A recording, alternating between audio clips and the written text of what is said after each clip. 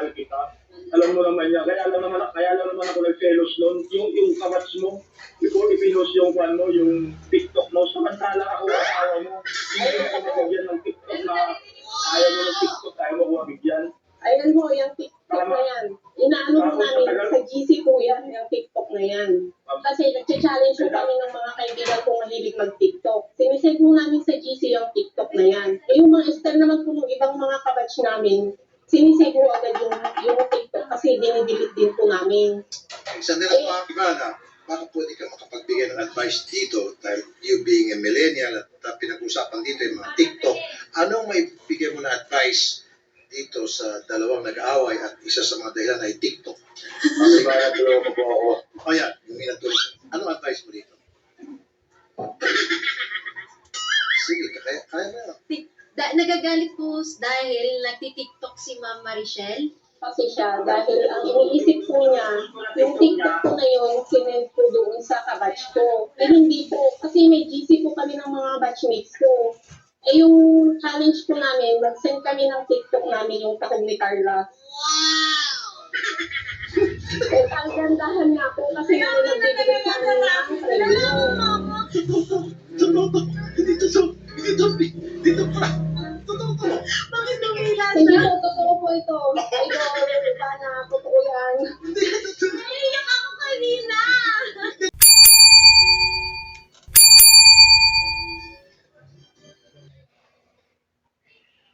Ayan, mga kababayan ko dyan.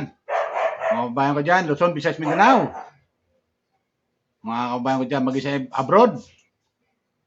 Batiin ko kayo ng magandang umaga, magandang tanghali, magandang gabi sa inyo lahat. Sana po nasa mabuti yung kalagayan at malayo sa karamdaman. Okay? Kumusta po kayo? Kumusta? Dito sa Pilipinas, Luzon, Visayas, Mindanao, mga kababayan ko dyan. Lalo na mga viewers ni Miss Ivana Alawi. Welcome po kayo sa aking YouTube channel. Please subscribe, like, share, and comment. At no skipad, okay? Mga viewers si Pugong Biyahero, viewers si Krishna, viewers si Kalinga Prab, Kuya Bal, at Edna, at Jack. Viewers si Katekram, Kabisnes, Gloria Kinotalita, at Papa Lins TV. Welcome po kayo sa aking YouTube channel. Please subscribe, like, share, and comment. At viewers ni Daddy Frank. Ito yung mga charity vlogger, mga binabanggit ko ay mga, mga hinahangaan ko charity vlogger, katulad ni Senator Rapi Tulfo. Mga sabi natin, tumutulong sa kanyang programa, sa RTIA, na maraming tinulungan mga kababayan natin. Kahit anong problema, kaya niyang solusyonan. Okay? Shoutout ulit sa inyo, mga viewers ni Miss Ivana Alawi. Meron kasi ako napanood-upload video ni Miss Ivana Alawi na nag-guest siya doon sa programa ni Senator Rapi Tulfo.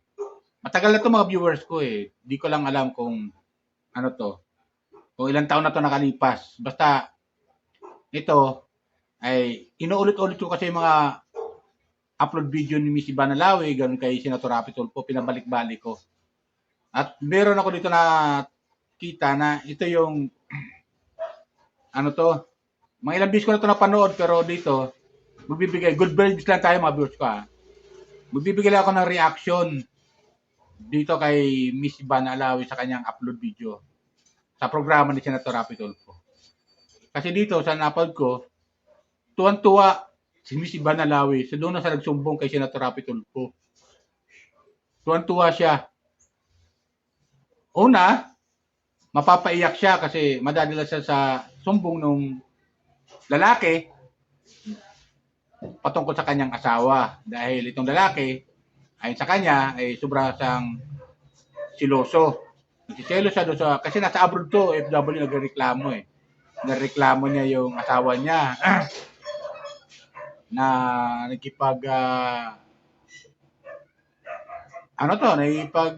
jamming, ibig sabihin nagkipag barkada pa rin kahit may asawa na siya doon sa mga kaklase niya, sa mga kabatchmate niya, itong asawa niyang babae. At yung sumbong, kaya siya nagsiselos dahil ibig na unahan yung pamilya, doon pa nakikipag-jamming pa sa mga barkada niya. At yun ang ayaw na ayaw nung lalaki na nagsusumbong dito kay Senator Rapi Tulfo. Ngayon, tinanong siya ni Senator Rapi Tulfo si Miss Ivana kung ano may tutulong niya. At tinanong naman ni Ivana Lawi yung yung lalaki kung anong may tutulong niya dito sa kanya na itong asawa niya ay barkada pa rin kahit may asawa na, may pamilya na, nagipagbarkada pa rin sa mga kaklase niya. So, ganon. Kaya, ni Miss Ivana Lawi kung ano may tutulong tinanong. At yun nga, ano bang dahilan? Ba't ganon nagsiselos ka? At ang sumbong ng lalaki ay, yun nga, naipagbarkada pa rin siya sa kanyang kaibigan, sa mga batchmate niya na may asawa naman siya. Siyempre, nagsiselos siya, maging sa babae o sa lalaki. At yun nga, sabi naman ng babae, nagsiselos yan dahil meron kaming TikTok, mga viewers ko. Meron kaming TikTok na napanood niya, wala naman kuan yun. Pagka TikTok, ginawa ka namin, tapos dinidelete na namin yun. Aywan ko, ba't nakarating sa kanya yung TikTok na yun. Tapos tinanong ni Miss Ivana Lawi kung ano bang TikTok yun.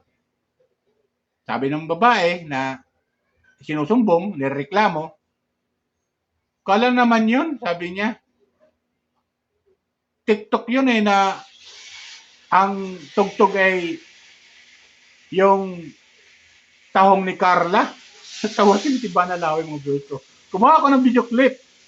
At ito, mga viewers ko, panoorin natin. Natawa si Miss Ivana Lawi. Dahil lang doon, naiiyak na sana siya, pero natawa siya. Yung TikTok na yun ay yung tahong ni Carla. Yung tugtog. So, yun. Pati yung babae na nireklamo ay natawa na rin. Dahil natawa si Miss Ivana Lawi. Ito, kumuha ko ng video clip niya sa video upload ni Miss Ivana Lawi patungkol doon sa programa ni Senator Rapi Tulfo. Nagsumbong siya doon. Nag-guest kasi si Ivana Lawi dito, mga viewers ko. Nag-guest siya sa programa ni Senator Rapi Tulfo. At siya yung pinatatanong ni Senator Rapi Tulfo. Pati si Senator Rapi Tulfo natawa rin . Ito. Panoorin natin, mga viewers ko. Subscribe lang po kayo lalo mga viewers ni Miss Ivana Lawi at viewers ni Pugbiero at ni Krishna at the viewers ni Kalinga Prab. Ito, panoorin natin, mga viewers ko. Good vibes lang tayo good vibes lang. Mga kasalanan in the past, move on na po kayo at magbati-bati na malapit na po yung Pasko. Kasi po, ilang beses na po yan . What will it take for you to forgive him? Ano po yung... Sorry naman. Sorry lang sa mga nagawa ko sa'yo. Sana Wala po, patawarin mo. mahirap lang kasi. Dahil mahal na mahal kita. Alam mo naman yan. Kaya lang naman ako nagselos noon. Yung kabats mo, before ipinos yung yung TikTok mo, samantala ako asawa mo. Hindi mo kumagyan ng TikTok na ayaw mo ng TikTok, ayaw mo kumabigyan. Ayan ho, yung TikTok na yan. Inaano mo namin sa GC po yan, yung TikTok na yan. Kasi nag-challenge po kami ng mga kaibigan kong mahilig mag-TikTok. Sinisend po namin sa GC yung TikTok na yan. Yung mga style naman po ng ibang mga kabatch namin, sinisend po agad yung TikTok kasi dinidelete din po namin. Sandali po, Ivana, baka pwede ka makapagbigay ng advice dito dahil you being a millennial at pinag-usapan dito yung mga TikTok. Anong may bigay mo na advice dito sa dalawang nag-aaway at isa sa mga dahilan ay TikTok? Kasi kaya tulungan mo po ako. O yan, yung minatuloy. Anong advice mo dito? Sige, kaya mo yan. Nagagalit po dahil nagti-TikTok si Ma'am Marichelle. Kasi siya, dahil ang iniisip po niya, yung TikTok ko na yun, sinend ko doon sa kabatch ko. Hindi po, kasi may GC po kami ng mga batchmates ko. Yung challenge po namin, mag-send kami ng TikTok namin yung takog ni Carla. Wow! Ang gandahan nga po kasi nagbibigay sa amin ng premyo.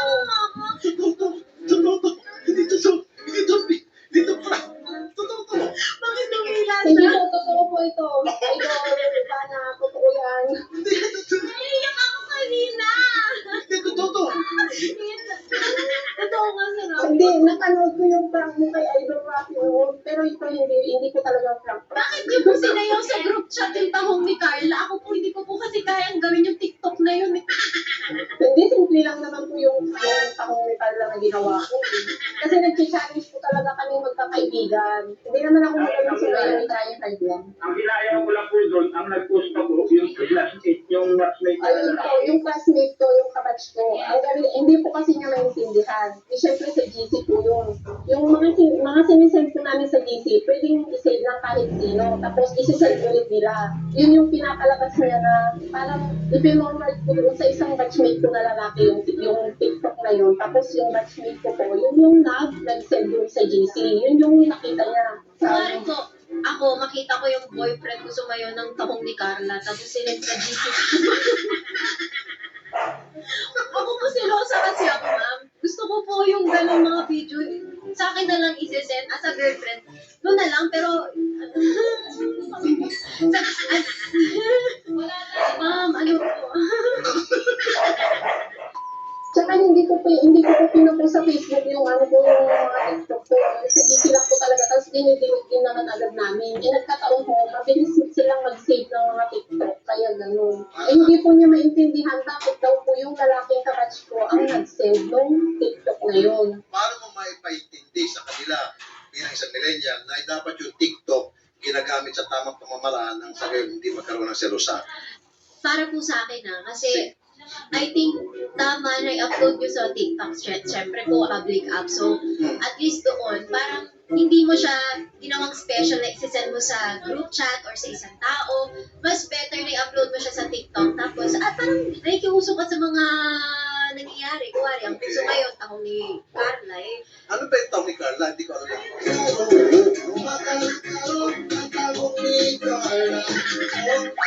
Yun pala yun.